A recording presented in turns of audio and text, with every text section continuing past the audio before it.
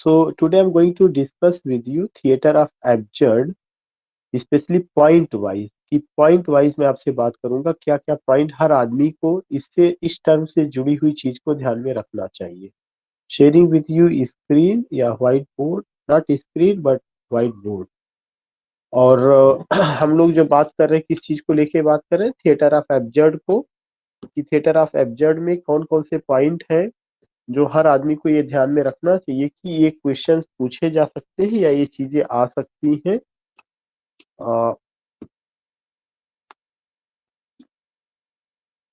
एक जो सबसे पहला पॉइंट है कि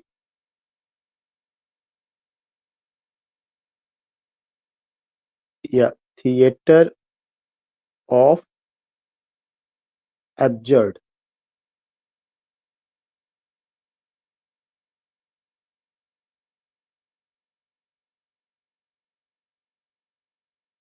पहला। सर आपने स्क्रीन शो की है क्या? हाँ, सर मुझे नहीं सीन हो रही है। नॉट स्क्रीन, व्हाइट बोर्ड मैंने शेयर किया है, दिखाई नहीं पड़ रहा है नो सर। और लोगों को? दिख रहा है सर, दिखाई दे रहा है। मैडम आप अपने स्क्रीन को, मतलब जो आपका मोबाइल स्क्रीन है, आप उसे इधर से एक बार टच करिए, दिस साइड और दैट साइड। सर एक बार कट करें, ये दोबारा रिज्वाइन करें तब हो जाएगा। रीज्वाइन करिए या आप रिज्वाइन करिए, हो जाएगा, निकल आएगा। I was telling you कि when I talk about this theater of absurd, here you find some significant points, some important points which you must remember. सबसे पहला कि the phrase was coined by whom? The phrase was coined by Martin Esslin. The phrase was, ये जो theater of absurd है इसको coin किसने किया है? The phrase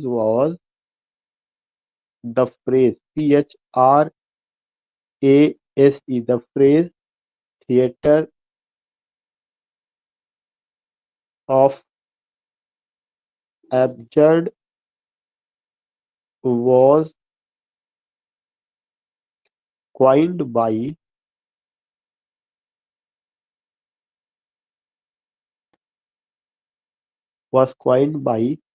Martin Esslin.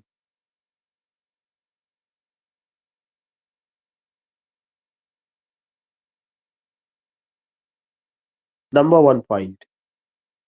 Number 2 point,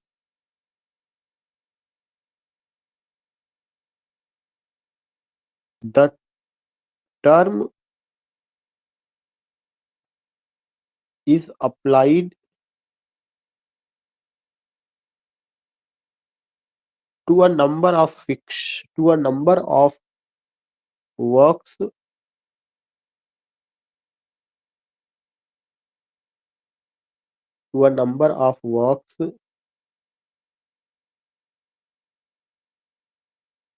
in drama and fiction.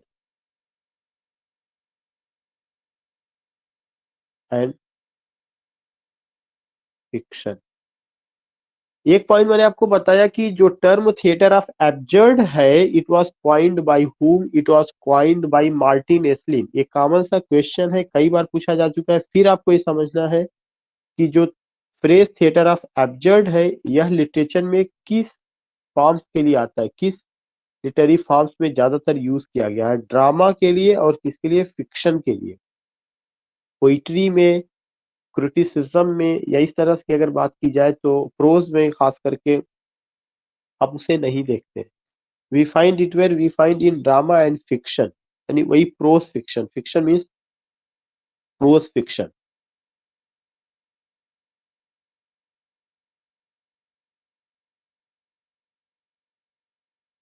खास करके ये बातें जो है, और ये उन्हीं ड्रामा और उन्हीं प्रोज फिक्शन में आया हुआ है जो ये बताते हैं कि human condition is essentially absurd. जो ये बताते हैं कि ह्यूमन कंडीशन खुद जो है ऐसी है जो कि एक तरह से कहा जाए कि एब्जर्ड है। तो आई ऑलरेडी टोल्ड यू कि अगर आप यहाँ से मेरे पहले स्लाइड को लेंगे मैंने बताया कि the phrase theatre of absurd was coined by Martin Esslin. एक बात है, मार्टिन एस्लिन ने एक ऐसे लिखा था जिसका नाम था थिएटर ऑफ एब्जर्ड, उन्होंने इसको इसमें क्वाइन किया।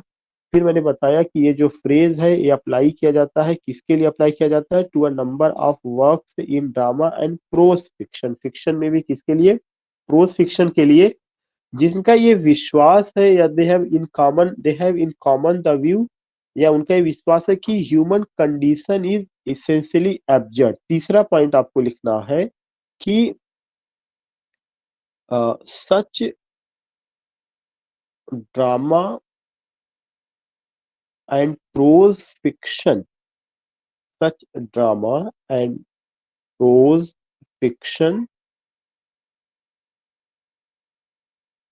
such drama and prose fiction that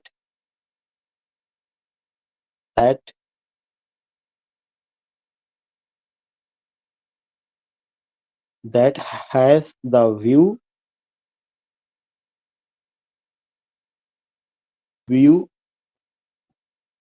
that the human condition is essentially absurd.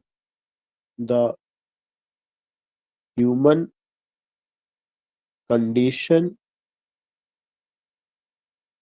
is essentially absurd. ESSENTIALLY।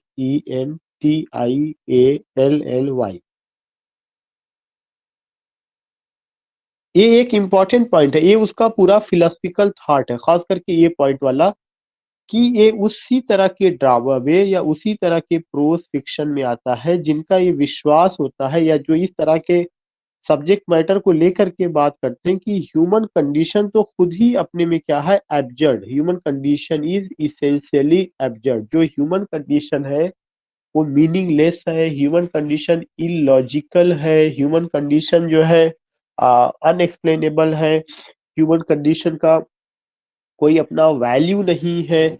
ऐसे ड्रामा, ऐसे लिटरेचर जो इस तरह की चीजों को लेकर के बात करते हैं, उसमें हम इनको देखते हैं। तो I just want to tell you कि थिएटर ऑफ एब्जर्ड यह एक ऐसा, आप कह सकते हैं कि ग्रुप ऑफ राइटर्स था जो कि ड्रामा लिखे, प्रोज फिक्शन लिखे, और उन्होंने उसमें उस तरह के सब्जेक्ट मैटर को प्रेजेंट किया जो लाइफ से जुड़ा हुआ था और जो इस पर यकीन करता था कि human condition is essentially absurd. जो ह्यूमन कंडीशन है वह अपने में कैसा है, एब्जर्ड है। Now you find the second important point. ये जो इसका मूड है, एब्जर्डिटी का जो मूड है, ये कहाँ से, जो एब्जर्डिटी है ये कहाँ से हमें देखने को मिलता है कि ये लिटरेचर में आता है। ये सबसे पहले अगर आप देखेंगे अल्फ्रेड जैरी, जो एक फ्रेंच राइटर है या फ्रेंच ड्रामेटिस्ट है, उनके वर्क में ये चीज देखने को मिलता है। तो that will be the fourth point. I think कि थर्ड पॉइंट ये हुआ था, ये fourth point you have to note down. Alfred Jarry, Alfred Jarry, Jarry's French, FRENCH, French play, Ubu Roi, Ubu the king, Ubu Roi, उनके play का नाम है Ubu Roi, Ubu the king, bracket में Ubu the king.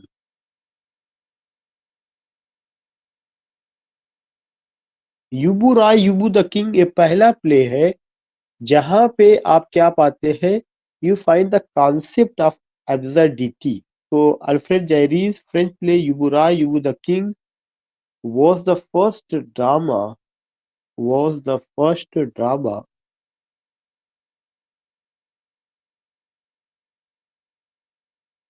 in which the theme of absurdity were presented. The theme of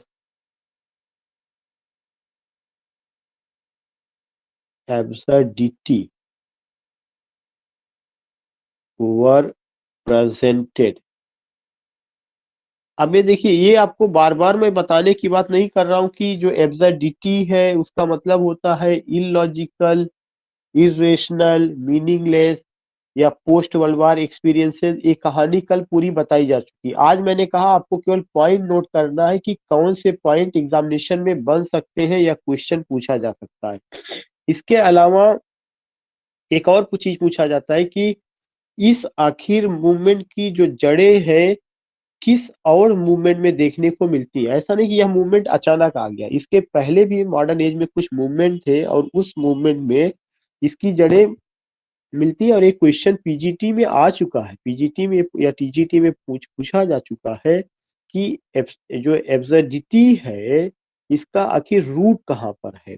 तो इसके जो literature है, इसका जो रूट्स है वो एक्सप्रेशनिज्म में और सरियलिज्म में देखने को मिलता है। I think it is the sixth point.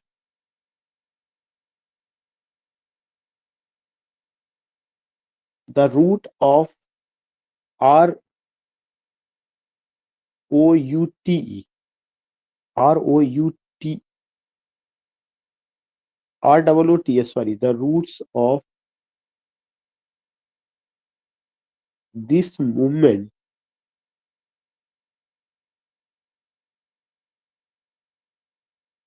can be seen in surrealism and expressionism. In surrealism, SURREALISM, in surrealism and expressionism,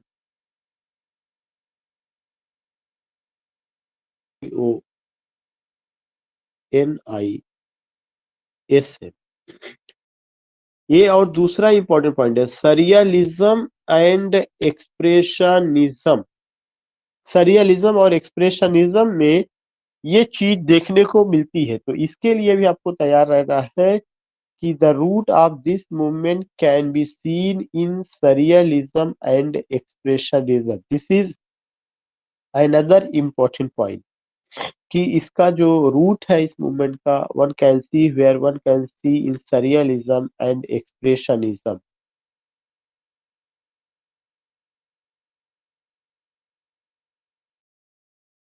The root of this movement can be seen in surrealism and expressionism. Now, अब इसके बाद आपको इसमें ध्यान देना है कि आखिर और कौन कौन से राइटर्स हैं और उनके कौन कौन से वर्क्स हैं जहां पे आप इसको देख सकते हैं। तो जो इस मूवमेंट से जुड़े हुए हैं writers and there works,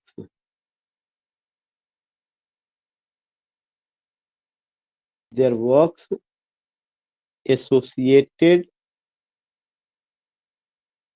with this movement।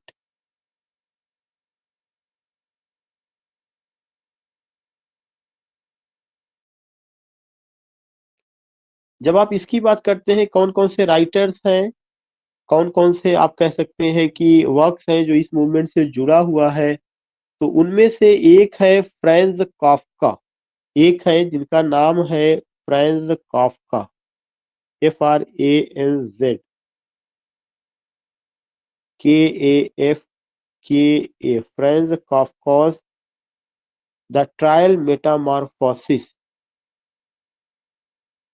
The trial metamorphosis.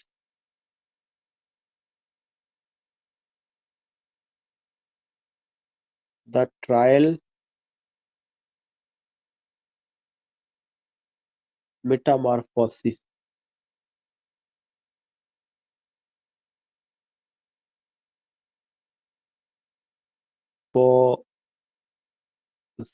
ये एक किताब है, द ट्रायल मेटामॉर्फोसिस। ये चीज आपको ध्यान में रखना है, द ट्रायल, दो किताबें उनकी है, अलग अलग है, द ट्रायल अलग है, मेटामॉर्फोसिस अलग है। एक इसका फ्रांज काफ्का का है जिसमें आप ये चीज देखते हैं।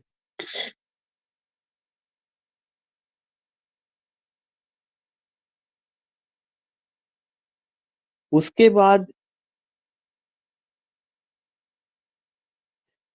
एक और राइटर है Albert chemo, Albert ALBERT, Albert chemo CAMUS। ये लिखा केमस जाता है लेकिन पढ़ा जाएगा एल्बर्ट केमू। एल्बर्ट केमू की किताब का नाम है द मिथ ऑफ सिसिफस। ये चीज पूछी जा चुकी है, यूजीसी नेट पे भी आ चुका है। द मिथ ऑफ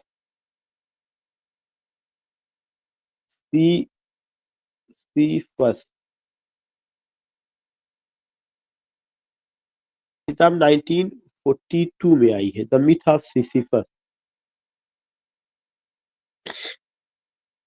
काफी इंपॉर्टेंट किताब मानी जाती है। नेक्स्ट है थर्ड, यूजीन आंजेको। ये भी फ्रेंच ऑथर रहे, Eugene EUGENE, Ionesco IONESCO, Eugene Ionesco's the bald Soprano.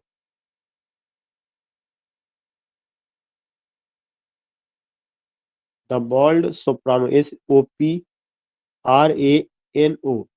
ये किताब आई है 1949 में, 1949। The bald soprano BALD, bald soprano SOPRANO। ये भी फ्रेंच ऑथर है, यूजीन आंजेको। नेक्स्ट है उन्हीं की किताब है यूजीन आंजेको का एंड से ना जोड़िए बल्कि द लेसन LESSON, बुक है 1950। यूजीन आंजिको की। हाँ, द बोल्ड सोप्रानो। ये दोनों किताबें उन्हीं की है, द लेसन भी उन्हीं का है।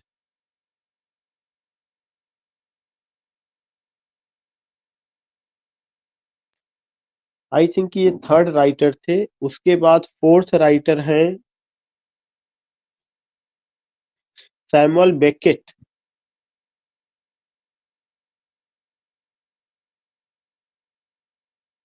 Samuel SAMUEL, Samuel Beckett BECKETT है। सैमुअल बेकेट की दो किताब है। एक की किताब का नाम है वेटिंग फॉर गोडो।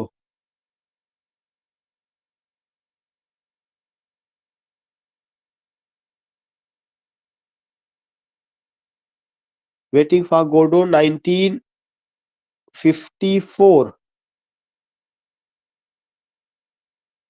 ये बिल्कुल रट लीजिएगा, ये कई बार पूछी जा चुकी है। ऑथर का भी नाम, किताब का भी नाम, पब्लिशिंग डेट, किसी भी एग्जामिनेशन में पूछा जा सकता है। Waiting for Godot, it's very important.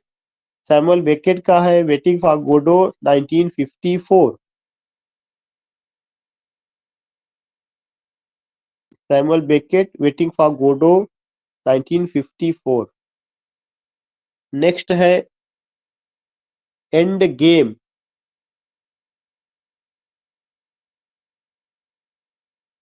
End game 1958। ये दो किताबें, वेटिंग फॉर गोडो और उनका।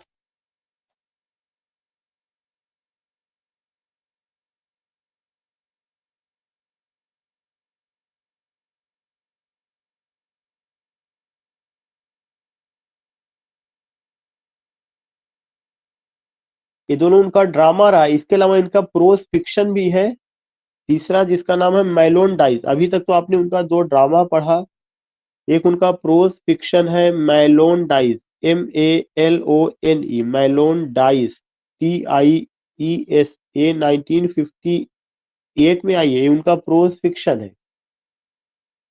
एक और उनका प्रोज फिक्शन है द अननेमेबल। द अननेमेबल,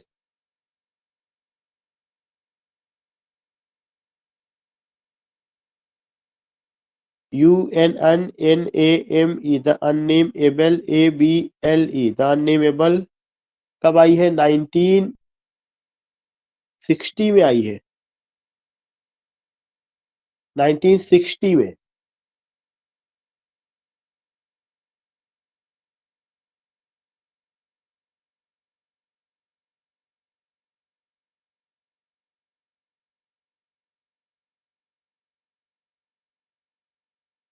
इसके अलावा नेक्स्ट है Harold Pinter.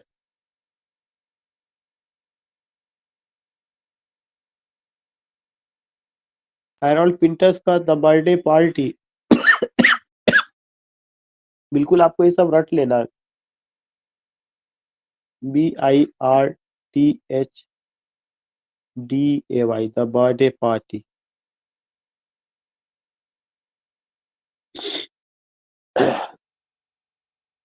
Harold Pinter's the birthday party.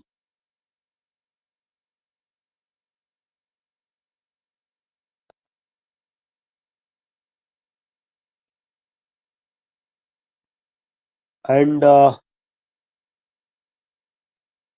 Next Harold Pinter का the birthday party, I am missing the date, perhaps 1954 है या 1958, ऐसे ही उसका है, परहैप्स 54 है, लेकिन दिस टाइम मिसिंग इट कि उसका क्या है, ये हमें चेक करना पड़ेगा, तब मैं आपको बताऊंगा। नेक्स्ट एक और राइटर, आप यहाँ पे 1954 लिख लीजिए, लेकिन फिर भी मैं संतुष्ट नहीं, ये डेट देखनी पड़ेगी, जो भी होगा पता चलेगा। नेक्स्ट आपको ध्यान में रखना है,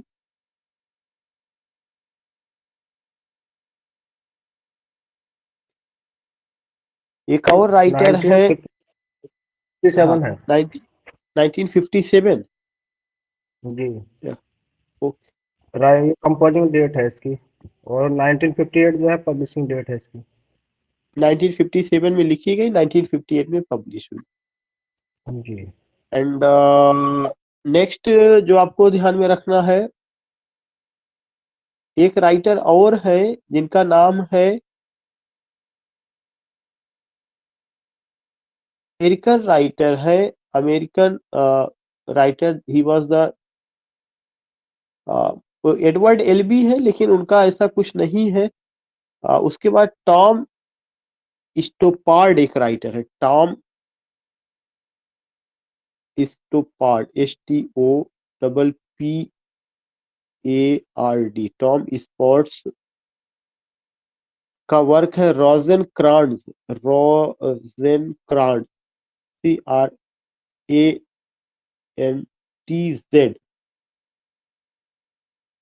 रोजेनक्रांज एंड गिल्डस्टन आर डेड, ये एक मिला करके, and Guildenstern are dead, Guildenstern are dead, 1966 में।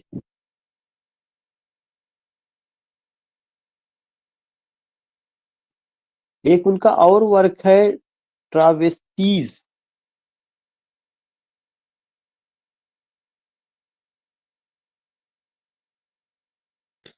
ट्रावेस्टीज 1974 में।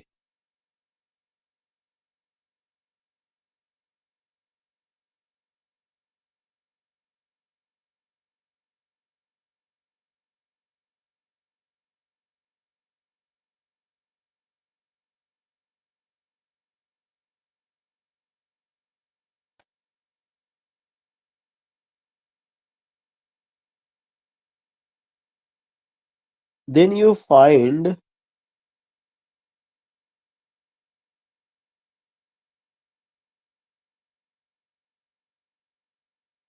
इतने सारे तो राइटर थे या उनका अपना वर्क था, जहाँ पे हमें, अब आप ये कहेंगे सर क्या सबको लर्न करना है, तो आपको मैं इसमें कहूंगा सबको लर्न करना है, कोई इसमें किसी तरह का गुंजाइश नहीं हो सकता है कि क्या है। कल हमने आपको उसका डेफिनेशन बताया था, आज मैंने आपको ये बता दिया कि क्या क्या चीजें रही हैं। अब अगर आपसे कोई पूछता है कि थिएटर ऑफ एब्जर्ड को कैसे समझा जा सकता है, ये चीज बार बार बताने की नहीं है कि इसमें सेकेंड वर्ल्ड वार के बाद ये आया हुआ है, पोस्ट वर्ल्ड वार एक्सपीरियंसेस इसमें रहा है, ट्राउमा है, पेन है, स्टेन है, मीनिंगलेस लाइफ को लेकर के बात दिखाई जाती है, या all these things you find. एक एल्बर्ट केमू जो है, जिनका एक वर्क है myth, the myth of Sisyphus, उन्होंने एक चीज बताने की कोशिश की कि ज्यादातर ये देखा गया कि जो आदमी है, खास करके किस तरह से अन्य चीजों से कटा हुआ है। उनका एक कोटेशन है जो मैं यहाँ पे आपको बताना चाहूंगा, खास करके नोट करके लिख लीजिएगा। कभी कभार ये आपको हो सकता है अगर पूछ लिया जाए कि ये किसका है। एल्बर्ट केमू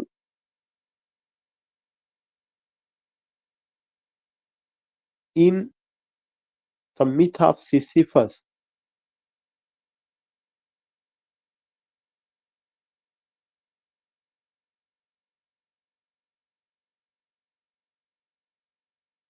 सिसिफस सेज, क्या कहते हैं वो चीज आपको ध्यान में रखना जरूरी है।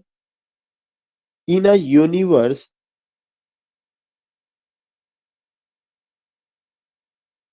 that is suddenly deprived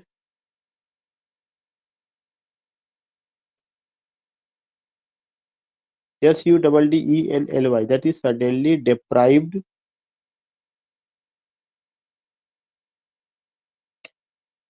of illusions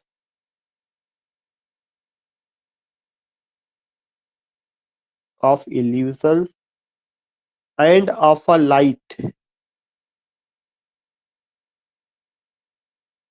LIGST, and of a light, man feels a stranger.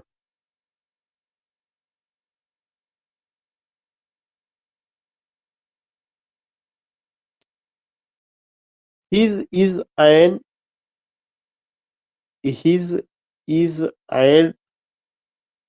irremediable exile,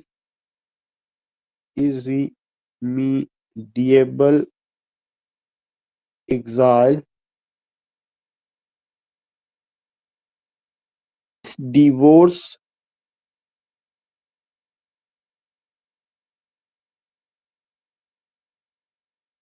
between man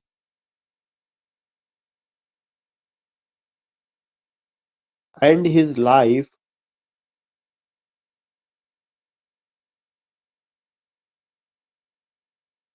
the actor and his setting,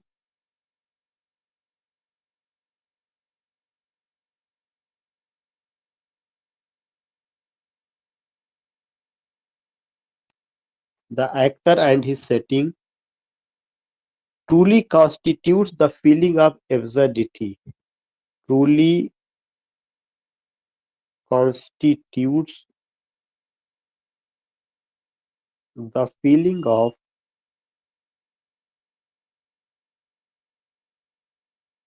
absurdity. उन्होंने बताया कि आखिर एब्सर्डिटी कहाँ से जन्म लेता है। ये बात किसने बताई है? एल्बर्ट केमू ने। किस किताब में?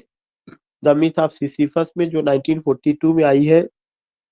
वो कहते हैं, क्या कहते हैं कि इन अ यूनिवर्स, ब्रह्मांड में, that is suddenly deprived of illusion, इस ब्रह्मांड में अगर देखा जाए जो इंसान है वह अगर इल्यूसिव चीजों से वंचित रह जाए, उससे डिप्राइव्ड हो जाए, एंड ऑफ अ लाइट, और वो किसी एक रोशनी में चला जाए। अगर अगर मैं मतलब ये है कि जो ब्रह्मांड है अगर उसमें वो इल्यूसिव ना हो और वहां पे केवल रोशनी हो, और ये रोशनी वाचनी एक ज्ञान की रोशनी है।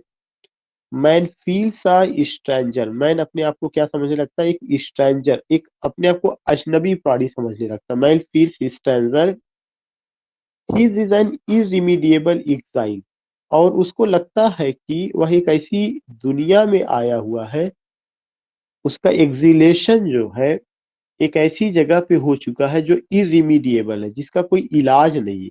Irremediable, this divorce between man and his life, यही जो उसका अलगाव है, डिवोर्स यहाँ अलगाव, यही जो उसका अलगाव है, किसका अलगाव? मैन का प्लस उसकी जिंदगी से। The actor and his setting, जो एक्टर है, जो उसको सेटिंग है, जो उसका मालिक है, प्लस जो उसका सेटिंग है, truly constitutes the feeling of absurdity, यही जो है क्या करता है? फीलिंग्स ऑफ एब्सर्डिटी को जन्म देता है। कैसे ये फीलिंग्स ऑफ एब्सर्डिटी को जन्म दे रहा है? क्योंकि एल्बर्ट केमू की नजर में जो मैन है, वो मैन शरीर से मैन नहीं है, बल्कि मैन मैन है, चूंकि उसमें आत्मा है और जो आत्मा है वो गॉड का हिस्सा है, और जब वह उससे अलग हो जाती है तो जैसे ही आत्मा ईश्वर से अलग हो जाती है तो एब्सर्डिटी का भावना शुरू होगा। क्यों? क्योंकि तब उसको लगने लगता है मैन को कि वह किसी स्ट्रेंज जगह पर आ चुका है। आदमी का जो बर्थ प्लेस है वो हीवन रहा है। आदमी जो है धरती का नहीं था, ये तो उसने कुछ सिन किया, पाप किया, गॉड गॉट एंग्री, और तब उसके लिए उन्होंने धरती बना दी।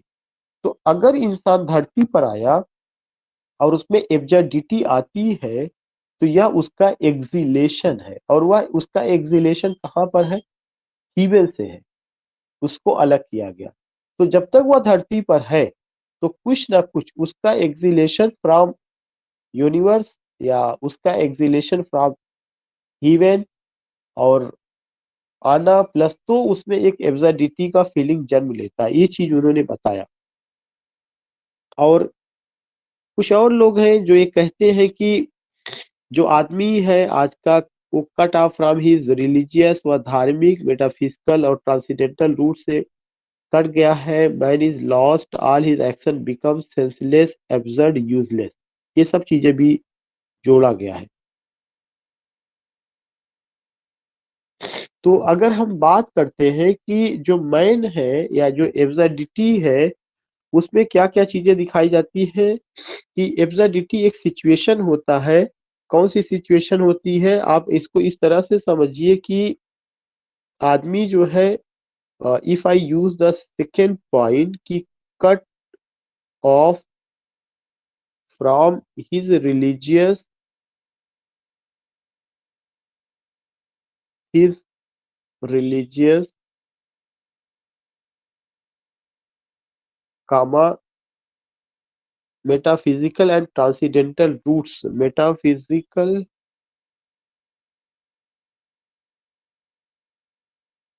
and transcendental roots,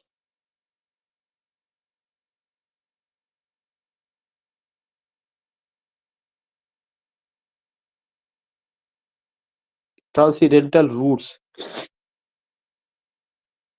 Man is lost,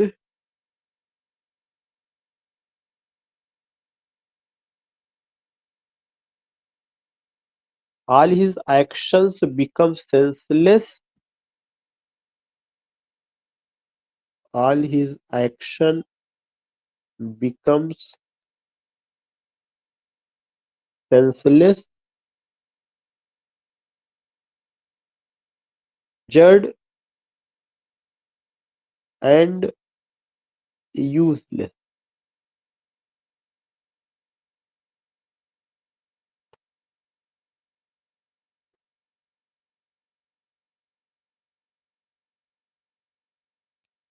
useless.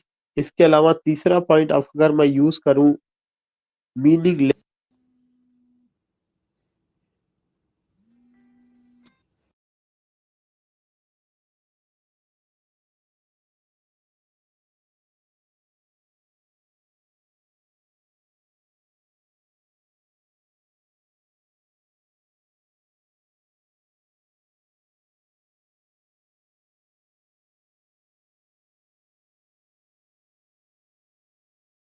Voice नहीं आ रही। अब जा रही है? यस सर, अभी आने हेलो? लगी। सर आ रही है। मीनिंगलेसनेस।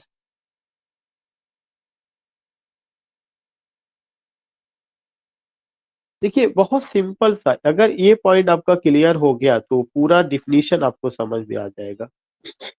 जब इंसान जो है क्या होता है, कट ऑफ हो जाता है। कट ऑफ का मतलब कि जुदा हो जाता है, अलग हो जाता है, उसका कोई वास्ता नहीं होता। किससे कोई वास्ता नहीं होता है? रिलीजियस से, अपने रिलीजन से। मेटाफिजिकल, मेटाफिजिकल का मतलब होता है, मेटा मीन्स बियॉन्ड, फिजिकल जो फिजिकल स्ट्रक्चर है, दुनियावी चीजों से परे भी एक दुनिया है जिसे हम स्वर्ग कहते हैं, जिसे जो ईश्वर का वास है। अगर आदमी अपने धर्म से, मेटाफिजिकल चीजों से वो अगर कट जाएगा, जितने भी और ट्रांसीडेंटल रूट्स हैं जो हमारे अपने सर्वोच्च जो सत्ता, जो परम पिता परमेश्वर की हम बात करते हैं, वो जो ट्रांसीडेंटल रूट्स है, अगर वह उससे कट जाएगा तो मैन कहा क्या होगा, लॉस्ट होगा, एक ऐसी दुनिया में खो जाएगा जो दुनिया उसको इस तरफ ले जाएगी जहां जो कि सेंसलेस दुनिया होगी, जो कि एब्जर्ड होगी, जो यूजलेस होगी, और वह दुनिया क्या होगी, मीनिंगलेस होगी। Try to understand. इसका मतलब ये है कि जो एब्सर्डिटी आती है वह एब्सर्डिटी अचानक नहीं आती है। जैसे अगर आपको मैं विक्टोरियन एज की कहानी बताऊं कि विक्टोरियन एज में इंसान ने रिलीजन को छोड़ दिया, साइंस को पकड़ लिया, और साइंस को वह अपना भगवान मान बैठा, ईश्वर मान बैठा, अल्लाह मान बैठा, और साइंस में इतना यकीन कर लिया कि उसने ये कहा कि साइंस के अलावा कोई दूसरी चीज नहीं है। तो इंसान जो है, जो कभी इस पे यकीन करता था कि मैं स्वर्ग में रहता था, मेरे अपने जो है पूर्वज एडम और ईव थे, या इसको अगर मैं अर्लीस्ट फोर फादर्स कहूँ कि श्रद्धा और मनु थे। एक हर धर्म में एक कहा गया कि अर्लीस्ट फोर फादर्स, उनका नाम अलग हो सकता है, लेकिन वो जो है आप कह सकते हैं कि परसेप्शन हर धर्म में लगभग वैसा ही रहा। तो और उनका ये मानना था कि हम जो है धरती के लिए नहीं बनाए गए थे, ईश्वर के साथ रहते, यह हमारी आत्मा है जो उस ईश्वर का हिस्सा है। हमें हमारे कुछ गलत कामों की वजह से धरती पे कुछ समय के लिए भेजा गया है, और दोबारा हमें मरना है और ईश्वर के पास जाना है। ये कोई बड़ी बात नहीं, खासकर इंडियन फिलोसफी में तो बड़ी कॉमन चीज है। We all believe in these things. I just want to tell you कि जब इंसान का विश्वास इन चीजों से उठ जाता है, किन चीजों से, रिलीजन से उठ जाता है, जब इंसान का विश्वास गॉड से उठ जाता है, जब इंसान का विश्वास मेटाफिजिकल चीजों से उठ जाता है, हीवन से उठ जाता है, हेल से उठ जाता है, लाइफ आफ्टर डेथ से उठ जाता है, और जब इंसान में केवल ये होता है कि मुझे धरती पर ही रहना है, मुझे रूल करना है, मुझे अत्याचार करना है, तो वह इंसान क्या होता है कि उन सब चीजों से कटने के बाद जो एक्शन करता है वह क्या होगा, मीनिंगलेस एक्शन करने लगेगा। वो खून खराबा, मारपीट, इस तरह की चीजों में वह उलझ जाता है। वह कौन सा एक्शन करने लगेगा कि वह सेंसलेस हो जाएगा, वह एब्जर्ड हो जाएगा, वह यूजलेस हो जाएगा। मैं इतना केवल बताना चाहता हूँ, क्या आप मेरी इस बात को समझ रहे हैं कि why there is a word senseless, why there is a word absurd, why there is a word useless, and why there is a word meaningless? इतना मेरी बात समझ में आ रही है? Yes sir. जब भी क्वेश्चन पूछा जाए तो आप लोगों को इंटरेक्ट होना है। You all have to interact with me, you all have to give your answer. Kanchan ji हैं, सीमा जी हैं, हेमराज जी, राजकुमार जी, मलाबिका, सुहानी जी, विनोद कुमार जी, ब्रजेन जी, जितने लोग भी हैं उन सारे लोगों से ये तवक्को या उम्मीद की जाती है कि दे विल रिस्पॉन्ड। तो ये चीज जो है आपको समझ में आता है कि हाँ जो है ये चीज रही है। अब सवाल ये उठता है कि ये आपको कब, लिटरेचर आपने बहुत सारा पढ़ा है, लेकिन ये चीजें आपको कब सबसे ज्यादा नजर आती, किस एज में ज्यादा नजर आती है? वो लिटरेचर में वो कौन सा जमाना रहा होगा जब ये चीजें बहुत ज्यादा रही होगी? वो जमाना मॉडर्न एज का जमाना रहा है। क्यों? मॉडर्न एज में साइंस की इतनी तरक्की हो गई कि साइंस की तरक्की की वजह से इस लोगों में ह्यूमनिज्म जो है कम हो गया। ह्यूमनिज्म कम हुआ, कंपेशन कम हुआ, ब्यूटी कम हुई, और खास करके 20वीं शताब्दी में ये कम काफी ज्यादा हो चुका था, और इसी कमी का परिणाम था वर्ल्ड वार। वो ऐसा नहीं वार नहीं रहा, वार हमेशा रहा है। श्री कृष्ण ने कंस का कत्ल किया, राम जी ने रावण का कत्ल किया, वार हमेशा रहा है, धर्म की रक्षा के लिए हमेशा वार होता रहा। लेकिन वो वार ग्लोबल हो जाएगा, वो वार ऐसा वार जो इंसान की खुद कह सकते हैं कि उसके अपने अस्तित्व पर सवाल खड़ा करेगा। ये चीजें जो है आपको यहाँ पे देखने को मिलती है। तो ये सब जब लाइफ होती है तो उस चीज को हम कहाँ पे ले जाते हैं? उस चीज को हम कहते हैं कि man become senseless, man become observe, man become useless और meaninglessness, these things we find. इसके अलावा एक प्ले है, और उस प्ले का नाम है, आप कह सकते हैं कि उसका waiting for Godot. Waiting for Godot की एक लाइन है जो बताती है सेकेंड वर्ल्ड वॉर के बाद की स्थिति कितना भयानक थी। उसमें एक लाइन है, अक्सर करके पूछा जाता है कि ये लाइन कहाँ से लिया गया है। नथिंग हैपेंस, ये नोट कर लीजिएगा, ये सब पीजीटी में पूछा जा चुका है। Nothing happens. जब मैं पीजीटी शब्द यूज करूं तो इसका मतलब केवल पीजीटी नहीं, ये लिटरेरी टर्म है। चाहे टीजीटी होगा, चाहे पीजीटी होगा, चाहे एलटी होगा, चाहे यूजीसी नेट होगा, चाहे जीआईसी होगा, चाहे हायर एजुकेशन होगा, दुनिया के आप किसी कंपटीशन में बैठ रहे या बैठेंगे, उन सब में ये पूछा जाता है और वो काम देता है। तो अगर मेरे मुंह से कभी पीजीटी निकल जाए तो don't make it specific. Happens, nobody comes, nobody goes,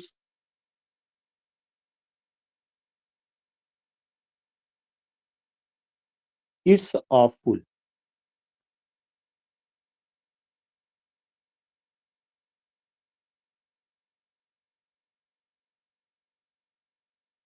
Here you find, ये कहाँ से लिया गया है? Waiting for Godot. और ये बताने की जरूरत नहीं है ये किसका प्ले है, सैमुअल बेकेट का, वेटिंग फॉर गोडो।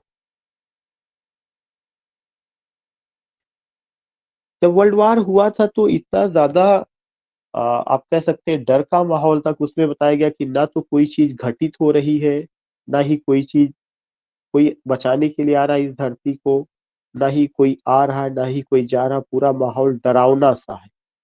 तो इरेशनल, इलॉजिकल, मीनिंगलेस, अनप्रोडक्टिविटी, स्टीरिलिटी, जितने भी ऐसे एडजेक्टिव हैं या वर्ड हैं, उन सारी चीजों को आप यहाँ पर यूज कर सकते हैं।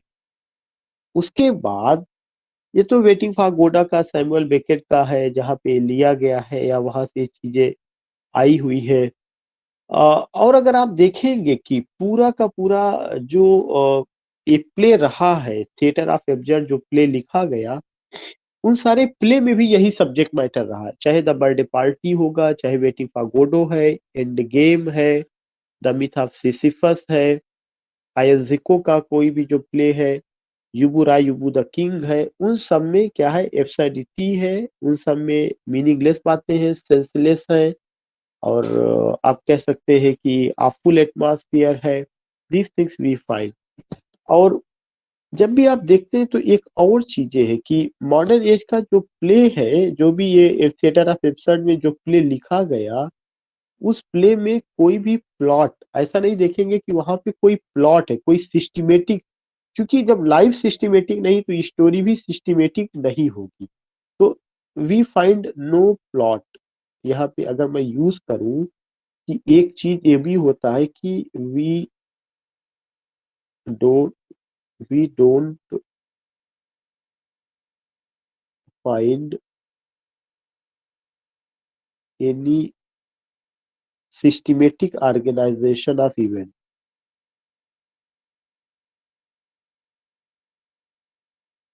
ऑर्गेनाइजेशन ऑफ,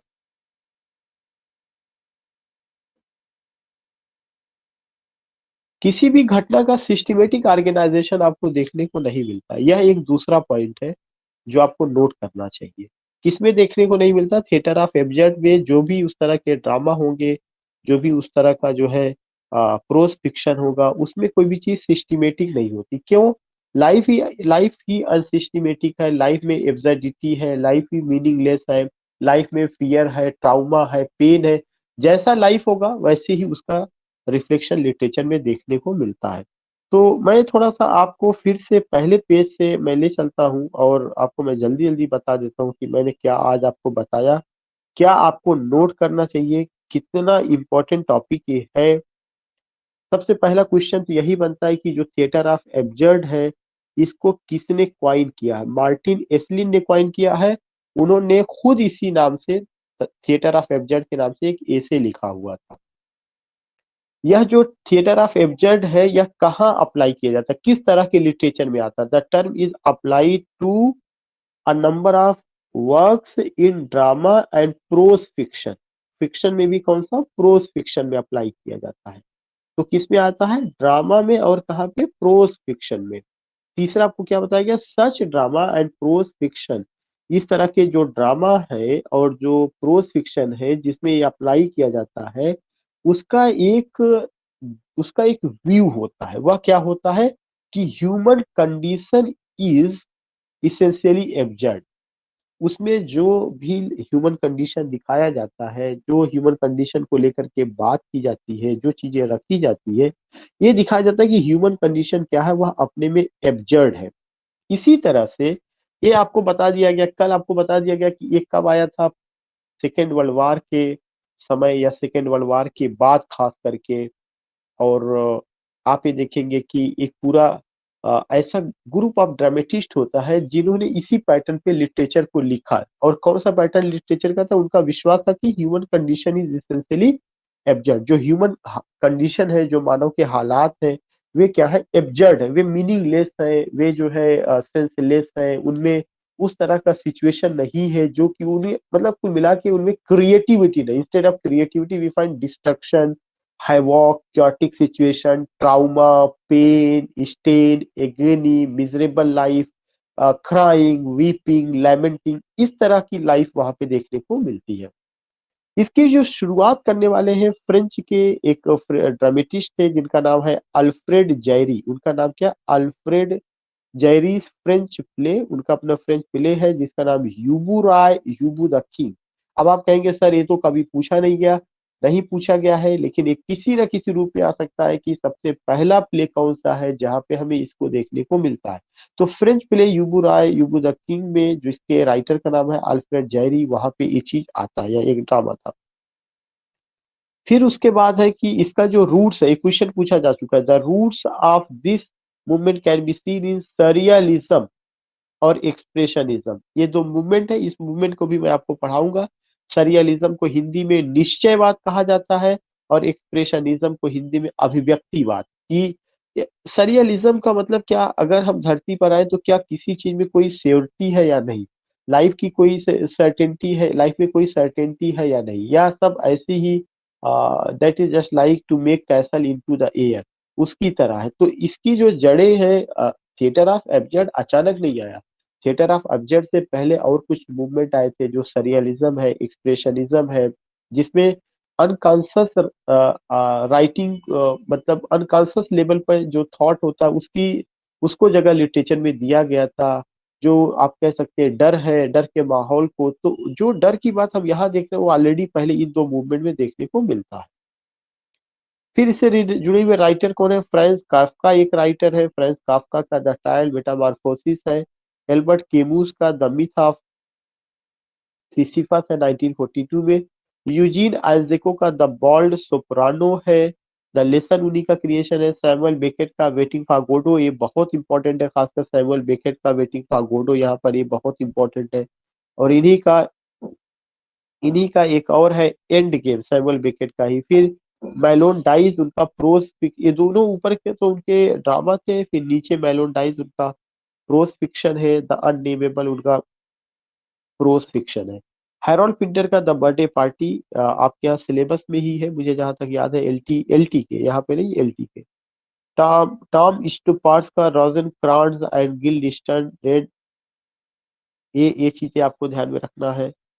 ट्रावेस्टीज एक उनका वर्क है। इसके अलावा नोट करके मैंने बताया कि एल्बर्ट केमू का एक वर्क है द मिथ ऑफ सिसिफस, जो 1942 में आया। उसमें उन्होंने बताया कि in a universe that is suddenly deprived of illusions and of light, man feels stranger. He is an irremediable exile.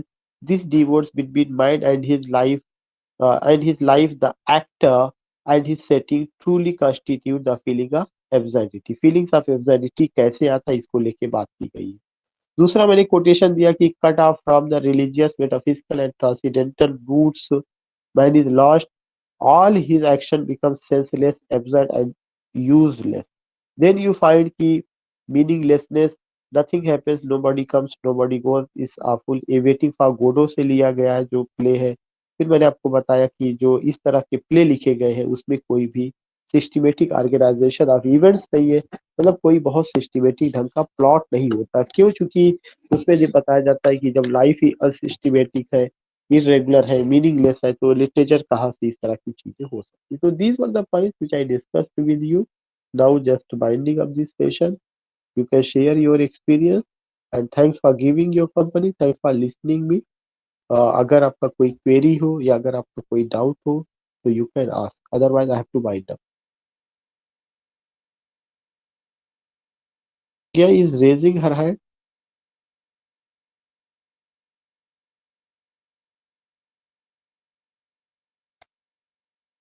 Okay, I think there is no doubt, yeah, no question at all, and I request to all of you कि just tell others also, आप दूसरों को भी बता दीजिएगा कि if they are interested they can join। चूंकि हम लोगों का फार्मल क्लास शुरू हो चुका है, तो जितना आदमी शुरू में जो एक जब शुरुआत होती है तो जितना इंटरेस्ट से वो पढ़ाता है, बाद में जब कभी कोई चीज रिवाइज होती है तो वो इंटरेस्ट उसमें उतना नहीं रह पाता। इसलिए अभी शुरू हुआ है, those who are interested they can join this session. Vinod, you were saying something. Sir Vinod ji, नहीं सर, मैं समझ में आ गया, हाँ। सब ठीक है, कोई दिक्कत नहीं। ओके।